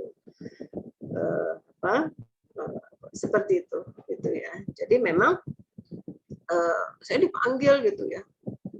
Ketika anak saya misalnya dia masih SMA tuh ya, saya dipanggil. Dipanggil kenapa? Karena dia sudah belajar ya di rumah. Materi-materi yang mungkin belum diajarkan dia sudah tertantang untuk ngerjain. Dia bisa dengan cara-cara sendiri yang fisika misalnya. Nah, kemudian gurunya ngasih soal, dia bisa ngerjain tapi tidak sesuai dengan jalannya gitu ya. Terus misalnya gurunya melecehkan, kan nggak terima gitu ya, nggak terima, berantem gitu sama guru. Saya dipanggil gitu ya. Nah, tapi ketika dipanggil saya selalu ke anak saya, kamu nggak boleh gitu sama guru kamu. Tapi aku udah bisa sama, jawabannya sama, jalannya lebih cepat. Tapi dia nggak bisa terima. Ya sudah, itu kelemahan guru. Tapi kamu harus tetap menghormati guru. Itu yang selalu saya sampaikan. Ya, nah, ke guru ya, ketemu guru ya saya minta maaf Pak. Ya, mudah-mudahan ke depan anak saya tidak seperti itu lagi. Gitu, jadi tetap alhamdulillah santai aja gitu ya. Guru juga yang tadinya panas juga jadi santai gitu ya, karena kan kita udah pakai pendekatan dari Allah. Pernah misalnya anak keberapa saya itu ketika waktu SD itu ya, ambil rapot, dia kan selalu ranking 1 gitu ya. Nah, satu saat dia ranking 2. Dan saya sebenarnya tidak pernah menyuruh anak saya untuk rankingan tuh, enggak ada gitu ya. Nah, kemudian dia ranking 2. Gurunya tuh bilang gitu, Umi, sebenarnya anak Umi itu nilainya ranking 1 ya. Tetapi gitu ya, saya jadikan ranking 2. Kenapa? Kata gurunya, karena ternyata di kelas itu ya siswa-siswa itu sering kehilangan. Dan ternyata pelakunya adalah anak Umi gitu kan. Wah, ini kan dahsyat banget ya. Ini pukulan yang sangat dahsyat buat saya gitu. Terus di perjalanan pulang saya ngobrol ya sama kakaknya. Saya ngambil apa sama kakaknya. Karena anak banyak kan, jadi ada yang sama kakaknya, ada yang sama adiknya gitu ya. Saya ngobrol sama kakaknya. Mungkin nggak adik kamu itu melakukan hal itu? Saya bilang nggak mungkin gitu ya. Jadi saya tetap alhamdulillahirabbil alamin. Ujian apa ini gitu ya, alhamdulillah ya. Saya mencari informasi dan lain sebagainya ya, sampai ya pada satu kesimpulan ya, informasi ke guru, ke orang tua yang sering hadir ke sekolah dan lain sebagainya, sampai pada satu kesimpulan yang sama, sebagian besar menyatakan bahwa anak saya itu pasang badan ya. Jadi yang melakukan itu adalah temannya, dan dia pasang badan untuk membela temannya. Dan itu saya anggap ya sebagai nilai positif. Ya, nilai positif, dia bisa berempati gitu. Dia tidak ingin temannya mengalami kesulitan, dia pasang badan dengan berbagai resikonya. Itu kan resikonya dahsyat. Ya, dianggap pencuri gitu ya, dianggap ngambil. Itu kan resikonya dahsyat. Jadi semua sudah menginformasi. Sebenarnya masalahnya sudah tuntas ya. Sudah tuntas Umi, sudah ketahuan pelakunya. Dan itu bukan anak saya. Mana saya, dia berempati, dia pasang badan, dia ngaku, dia melakukan, ya seperti itu. Nah, guru itu kenapa bersikap seperti guru ini juga sudah punya catatan, dan ada orang tua murid yang memang bercita-cita ingin anaknya ranking 1 dan tidak pernah ranking 1. Nggak tahu pendekatan apa yang dilakukan oleh orang tua ini, dan dia memang sering ke sekolah, ya. Ada komite, ya, dekat sama gurunya. Atau pendekatan apa yang dilakukan sampai kemudian gitu nilainya di bawah nilai anak saya, tapi dia ranking 1. Nah, karena saya nggak penting ranking, yang penting bahwa sudah ketahuan itu bukan anak saya, ya alhamdulillah sampai dihadirkan di ruang guru itu dan lain sebagainya ya. Saya bilang biarkan saya menyelesaikan ini sendiri. Maksudnya yang lain nggak usah ikut bantu saya untuk ngobrol ya sama guru itu. Jadi yang saya lakukan ketika datang, saya bawa hadiah. Ya, saya bawa hadiah buat guru tersebut. Ya, nah datang, terus saya sampaikan yang ayat itu ya, ku anfusakum wa ahlikum nar dan seterusnya, gitu ya. Itu kan ada ayat lanjutannya kan juga tuntutan untuk peduli ya, peduli pendidikan juga. Jadi saya arahkan seperti itu. Bahwa orang tua menitipkan ini di sekolah, ya, orang tua itu ku anfusakum wa ahlikum nar, dan ini menitipkan di sekolah, dan ini dititipkan pada guru. Kalau misalnya tidak amanah, maka ada pertanggungjawaban yang akan diminta sama Allah, ya. Dan Allah yang Maha Tahu. Nangis gurunya itu sampai nangis, ya. Jadi saya nggak ada masalah, langsung saya peluk, saya berikan hadiah yang sudah saya persiapkan, sudah selesai. Yang penting yang saya kejar adalah bahwa anak saya tidak seperti itu. Bahwa yang lain itu kan urusan yang lain, ya udah selesai, gitu ya. Jadi kalau ditanya doa apa yang paling prinsip, pertama adalah alhamdulillah dulu ya, alhamdulillahirabbil alamin terhadap apapun yang Allah hadirkan pada kita, ya. Kemudian doa-doa spesifik baru kita hadirkan, gitu. Jadi kita jangan panik, jangan kita menganggap bahwa takdir yang Allah hadirkan pada kita itu adalah takdir yang mengerikan, gitu ya, takdir yang wah seperti apa, tidak. Malah hanya uji aja. Kalau kita sudah alhamdulillahirabbil alamin selesai. Ya. Jadi seperti misalnya yang lalu saya sudah prokes, sudah segala macam saya usahakan, saya disiplin dan lain sebagainya, gitu ya, kajian-kajian tidak keluar dan lain sebagainya. Itu kan sunnahnya seperti itu ya, ketika ada pandemi. Qadarullah, Allah tetap ingin mentakdirkan saya itu terpapar. Ya, caranya dengan apa? Anak menantu saya positif, ya. Besan saya kan tinggal di sana juga positif semua. Anaknya yang bayi 2 kali periksa tidak positif. Ini yang bayi, non positif, bergejala dan lain sebagainya. Akhirnya bayi ini dititipkan, ditanyakan untuk dititipkan ke saya.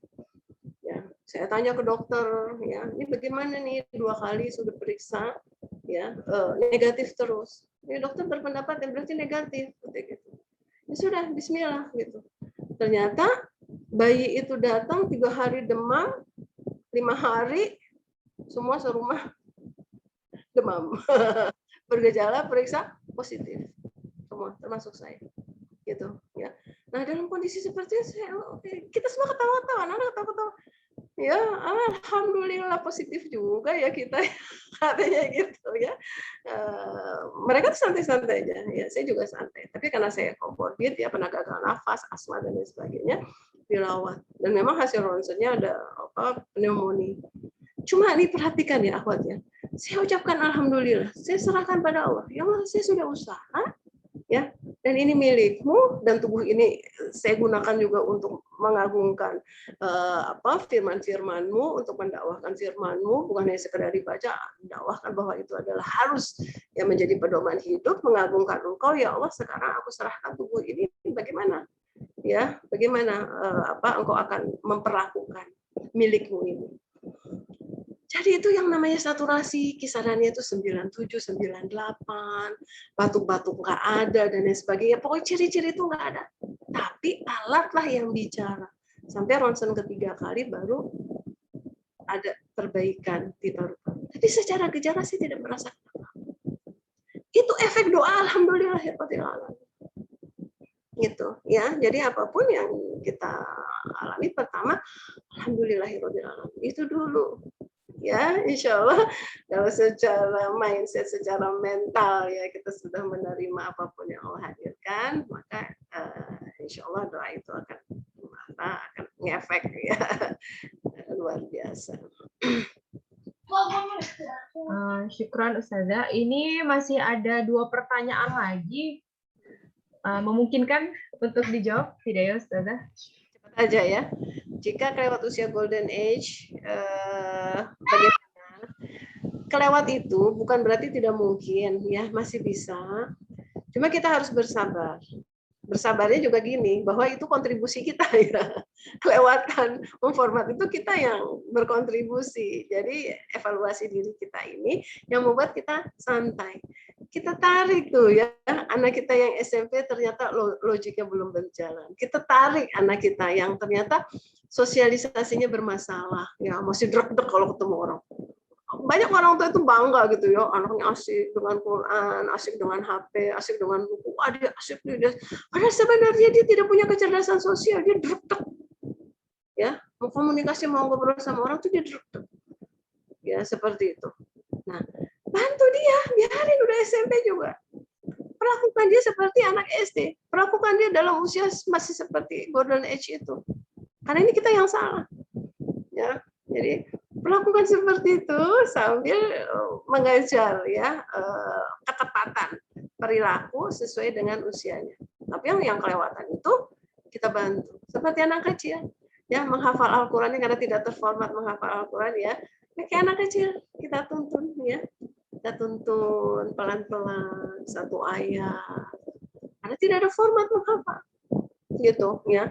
Jadi kayak kita yang udah usia tua-tua tuh kalau mau hafal ya, karena tidak ada format sebelumnya ya memang harus pelan-pelan dituntut. Ya, dengan pemahaman insya Allah ya, insya Allah menghafal itu menjadi mudah. Jadi tidak ada yang tidak mungkin ya. Intinya adalah mengajarkannya, kita balik lagi seperti anak kita itu masih golden age sambil diparalelkan dengan apa yang harus dia jalankan sesuai dengan usianya gitu ya. Menyapanya seperti menyapa anak kecil gitu, kita lakukan.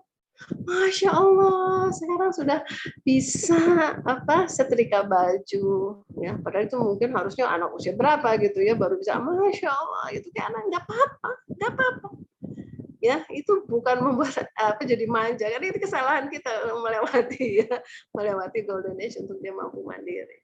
Kemudian bagaimana cara istiqomah dalam manajemen waktu ya, istiqomahnya kita harus punya agenda yang banyak dan teratur ya. Kalau mau istiqomah setiap harinya memang ada agenda ya. Dengan setiap hari ada agenda ya, saya tuh karena udah banyak gitu ya, udah nggak perlu nyatet lagi. Senin udah gitu aja, jamnya diratain jam segini gitu ya. Tapi kalau pas lagi libur ya, pas agenda sedikit itu malah saya harus nyatet. Oh ini adanya di tanggal sekian ya, beda jarak ya, jaraknya 2 pekanan, jangan satu aja. Tapi kalau yang udah kerap gitu ya, hari ini, besok nggak pakai dicatat malah. Ya, jadi kuncinya adalah gimana kita bisa istiqomah, ya, bikin ragam kegiatan yang menjadi agenda kita di dalam waktu 1 hari. Jam segini ini agenda saya begini, jam begini agenda saya begini. Nah, kalau itu sudah gitu, di hari berikutnya juga sama, nggak usah bikin catatan. Insya Allah, ya, dan itu bisa istiqomah. Ya, Allahu a'lam. Insya Allah itu ya Mbak Reska. Baik Ustazah, Masya Allah, syukran, jazakillahu khair atas ilmunya, sangat bermanfaat sekali untuk kami semua. Untuk penutup bisa bantu doa bersama Ustazah? Sama-sama ya, dengan meyakini bahwa wafatumul malaika ya, masih ada malaikat-malaikat yang menaungi kita, yang akan melaporkan doa-doa kita kepada Allah yang insya Allah akan dikabulkan ya. Sama-sama kita berdoa memohon ya, kepada Allah. Astagfirullahaladzim, astagfirullahaladzim, astagfirullahaladzim. A'udzubillahi minasyaitonir rajim. Bismillahirrahmanirrahim. Alhamdulillahirabbil alamin. Arrahmanir rahim. Maliki yaumiddin. Iyyaka na'budu wa iyyaka nasta'in. Ihdinas siratal mustaqim. Siratal ladzina an'amta 'alaihim ghairil maghdubi 'alaihim waladdallin. Ya Allah, ya Rahman, ya Rahim. Engkau yang Maha Pengasih, Engkau yang Maha Penyayang. Saksikanlah ya Allah, kami berkumpul di sini memuji-Mu dengan pujian yang paling agung.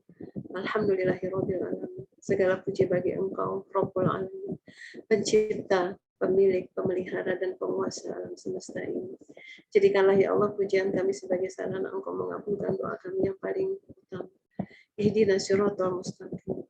Tunjukkanlah kami jalan yang lurus ya Allah untuk menggapai fid dunya hasanah. Tunjukkanlah kami jalan yang lurus ya Allah untuk bisa selalu mensyukuri dinamika fasilitas dunia yang Engkau hadirkan kepada kami.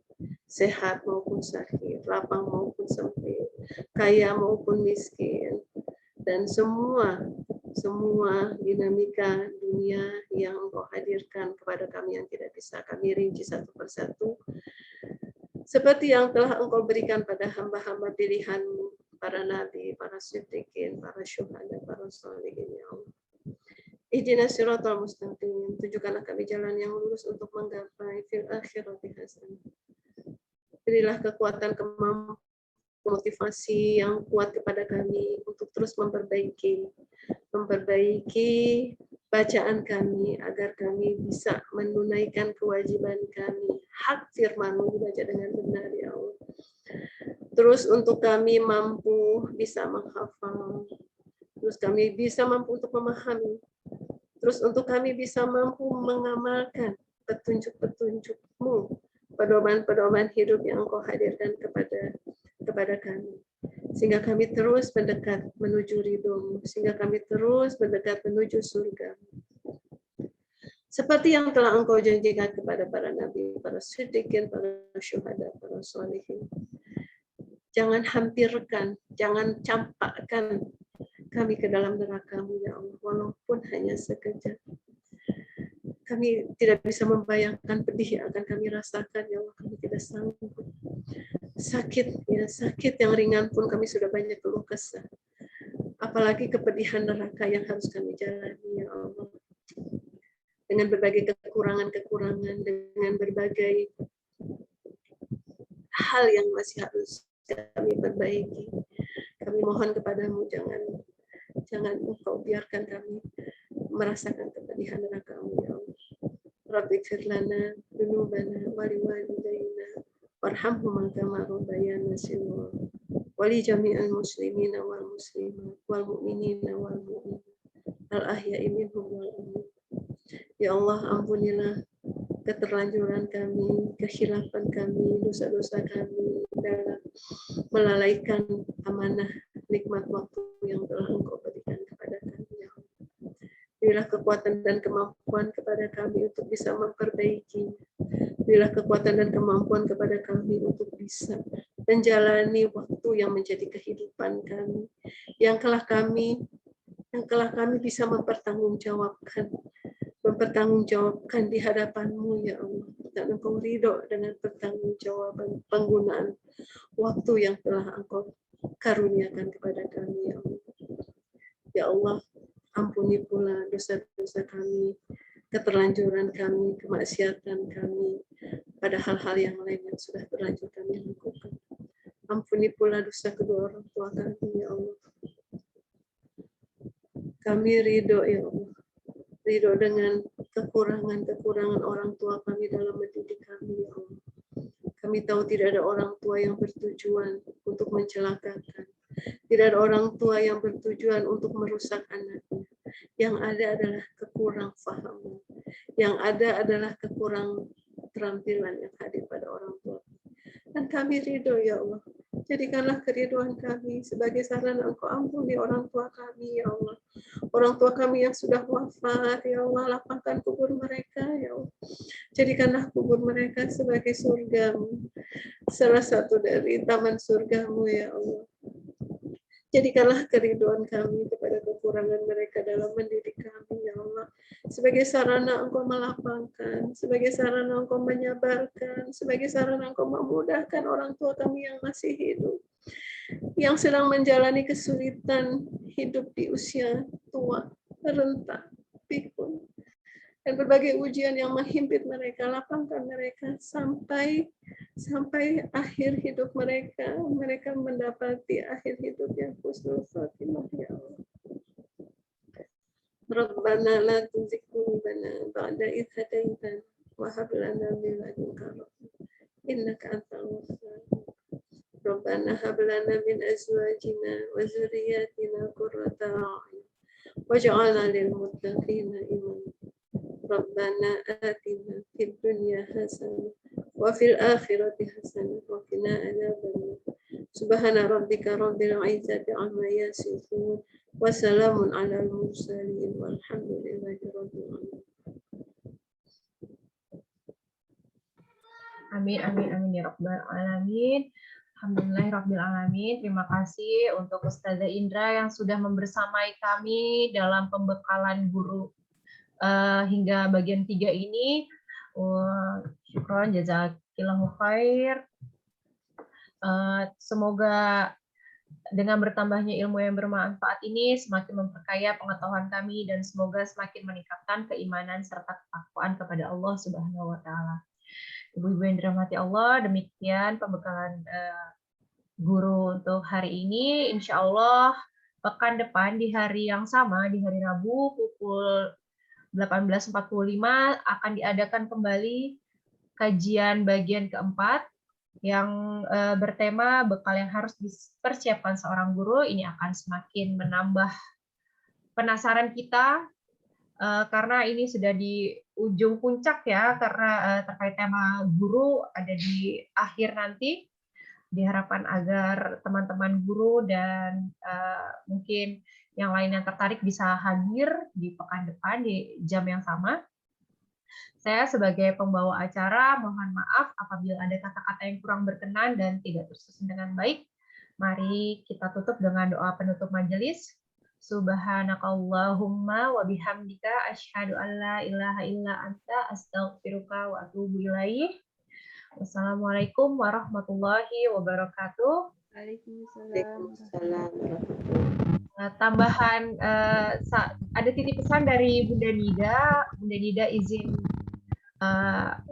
undur diri terlebih dulu karena ada suami yang sudah hadir duluan, sudah hadir di rumah. Bunda menitipkan salam untuk Ustazah dan teman-teman semua. Waalaikumsalam. Assalamualaikum. Waalaikumsalam warahmatullahi wabarakatuh. Kira Bunda itu